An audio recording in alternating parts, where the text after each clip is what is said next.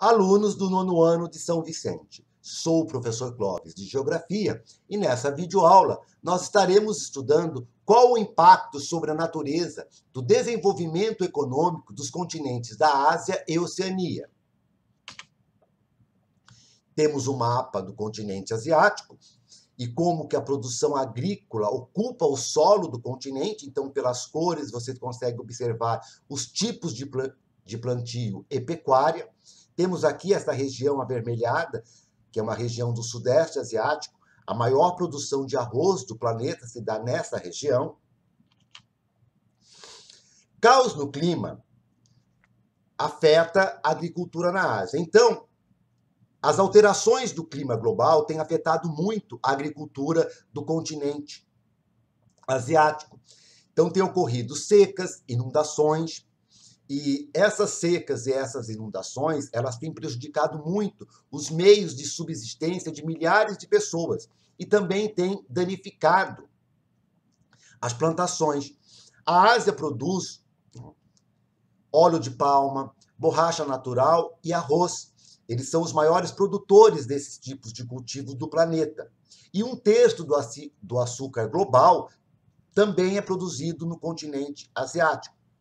Nos últimos anos, os níveis de água do Mekong, um dos maiores sistemas pluviais da Ásia, caíram para nível recorde.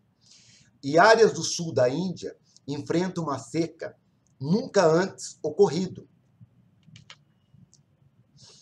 Temos aí a outra tela, que é o clima de monções. É um sistema climático muito importante para o continente asiático, principalmente para a região do Sudeste Asiático. Então, esse clima ele tem uma importância para bilhões de pessoas na Índia, na China, no Paquistão. O clima de monções ele é um tipo de clima tropical que se manifesta de maneira mais visível nas regiões do Sul e do Sudeste Asiático, que também são conhecidos, essa região, como Ásia das Monções. A principal característica dessa composição climática é a sua variação em 2 fases bem definidas. Uma com o inverno extremamente seco e a outra com o verão muito chuvoso. Então, nós temos aqui uma imagem do regime do clima de monções. Então, vocês podem observar nessa tela onde eu estou passando aqui o cursor, nós temos a alta pressão no período do inverno. Então, essa alta pressão ela sai do continente para o oceano. Então, como essa alta pressão ela vai do continente para o oceano, ela gera aí um período muito seco, um período sem chuva, que coincide com o período do inverno. No verão, essa pressão ela muda, ela vai do oceano para o continente. Então, como essa pressão ela vai do continente para o oceano, ela carrega uma quantidade muito grande de umidade. E essa umidade ela ocorre a precipitação, a chuva. Então, gerando aqui no Sudeste Asiático áreas alagadiças no período de verão. Tempestades de areia cobrem de pó cidades inteiras. Então, todo ano, essa cena se repete. Toneladas de areia invadem as cidades chinesas, cobrindo as ruas com nuvens alaranjadas de pó. Aos habitantes, a recomendação do governo é que cubram o rosto e, se possível, fiquem em casa, com portas e janelas fechadas. Essa tempestade de areia, ela vem do deserto de Gobi. Então, nós temos aqui o mapa onde fica o deserto de Gobi, e próximo do deserto encontra-se aí muitas cidades chinesas. As tempestades de areia chegam sempre que o tempo está muito árido, muito seco e com uma baixa precipitação, quer dizer, um período que não ocorre chuvas. Mas as condições naturais não são os únicos culpados desse fenômeno, que praticamente paralisa comércio, escolas e muitas vezes causa até vítimas fatais. A ação do homem, através do desmatamento e da urbanização, ajuda e tem ajudado muito a aumentar as zonas desérticas do país, o que agrava ainda mais a ventania. O maior rio chinês enfrenta sua maior seca em 50 anos. O rio Yangtze, o maior rio chinês e o terceiro do mundo, com cerca de 6,3 mil quilômetros de extensão, atravessa a sua pior estiagem em mais de meio século. As chuvas diminuíram no país nos últimos anos, o calor acima de 35 graus Celsius só vem aumentando. Ao menos 7 províncias sofrem aí com a falta de água. E isso prejudica principalmente a produção agrícola. Para contornar a seca dos últimos anos, as autoridades chinesas ordenaram que as usinas de Três Gargantas, o maior complexo hidrelétrico do mundo, aumentassem as suas operações.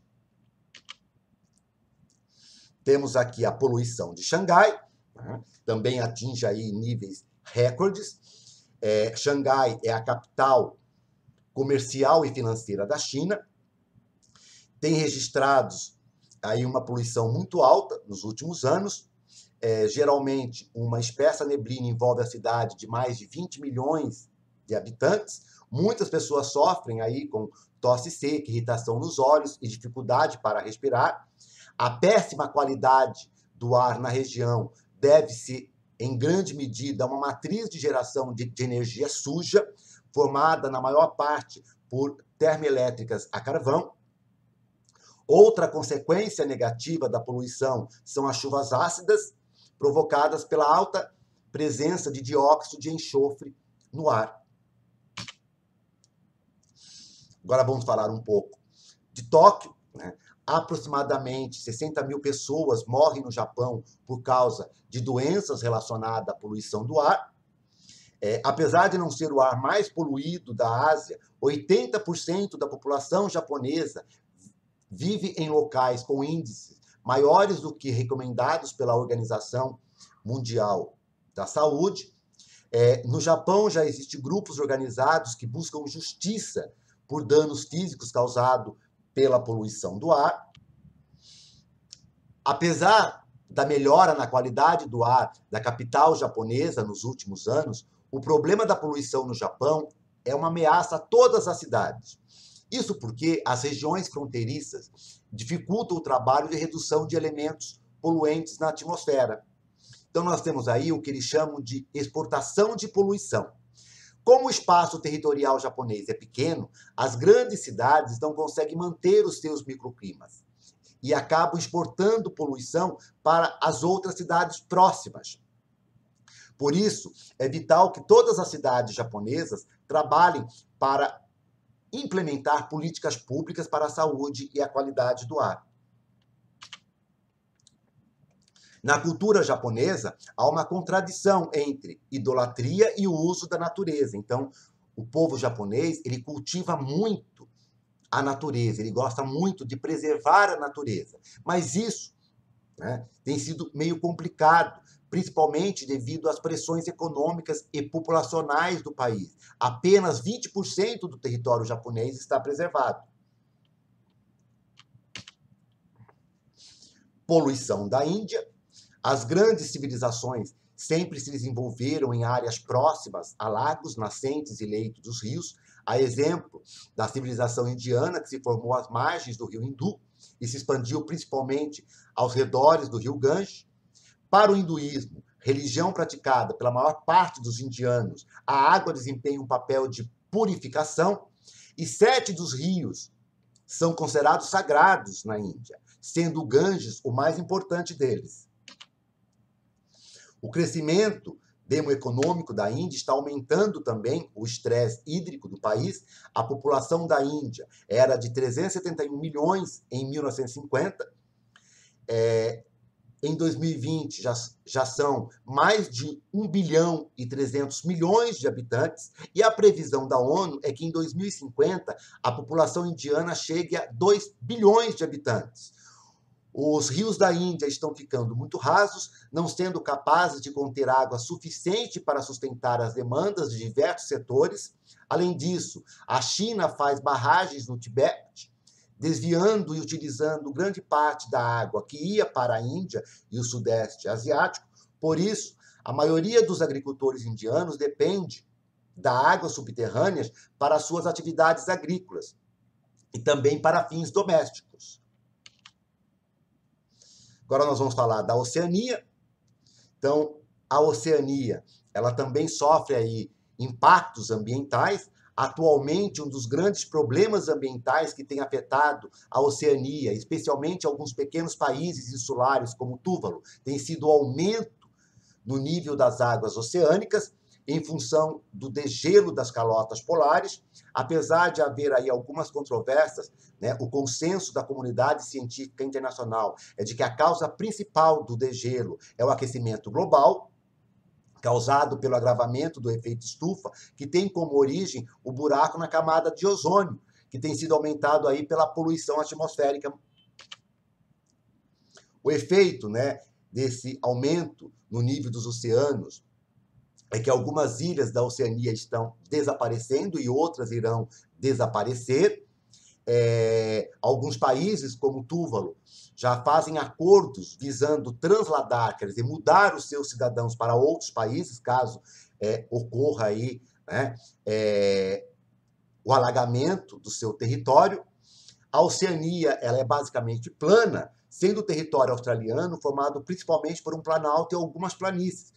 Por ser bastante plana, o nível do mar, o aumento das águas oceânicas, tem uma maior facilidade para submergirem as terras desse continente.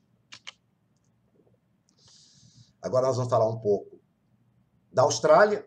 Essa é uma reportagem aí da revista Galileu. Então, em 2019, o fogo consumiu cerca de 10 milhões de hectares, 28 pessoas morreram e mais de meio milhão de animais também morreu. Há especialistas aí que estimam que 1 bilhão de bichos já tenham morrido, sendo os koalas, símbolo do país, uma das espécies mais prejudicadas. Como se não bastasse a realidade dramática, né, o primeiro-ministro australiano ele relutou muito em tratar um problema como urgente, e isso agravou ainda mais, né, os incêndios.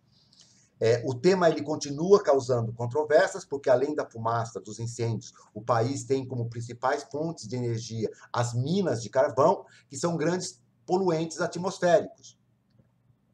Também não dá para dizer que os australianos foram pegos de surpresa, porque os incêndios são fenômenos que acontecem todo ano no país, de forma bem natural. De acordo com o governo local, diversas plantas nativas do país são naturalmente inflamáveis, sendo que algumas espécies vegetais dependem do fogo para regenerar.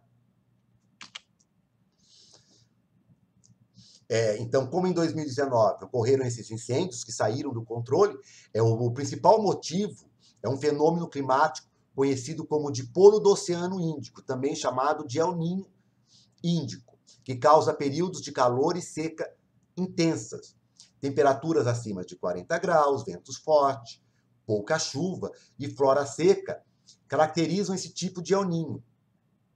Há também efeitos secundários que ajudam a esquentar ainda mais o planeta. Na Nova Zelândia, por exemplo, a neve das geleiras ficou marrom graças às cinzas trazidas pelo vento do país vizinho. Esse fenômeno acelera o derretimento do gelo, pois impede que os raios solares sejam refletidos. Como resultado, a neve absorve ainda mais luz e calor. Tem aí essa imagem que vocês estão vendo, é o povo maoris da Nova Zelândia. Então, mesmo diante de tantas transformações do espaço e da sociedade, principalmente após a Revolução Industrial, existem povos tradicionais, considerados tradicionais, que praticam ainda a preservação ambiental e fazem o uso sustentável dos recursos naturais. Outros povos que também fazem aí o uso sustentável, né, dos recursos naturais, que tem aí como filosofia de vida a conservação ambiental, são os aborígenes da Austrália, tá, e os côndores da Índia. Então, esses três povos, eles trabalham muito bem, né? Eles têm um equilíbrio com a natureza, e a filosofia principal é a conservação ambiental. Vocês podem consultar a bibliografia, aprofundar os estudos, acessem o blog, realizem as atividades e até a próxima aula.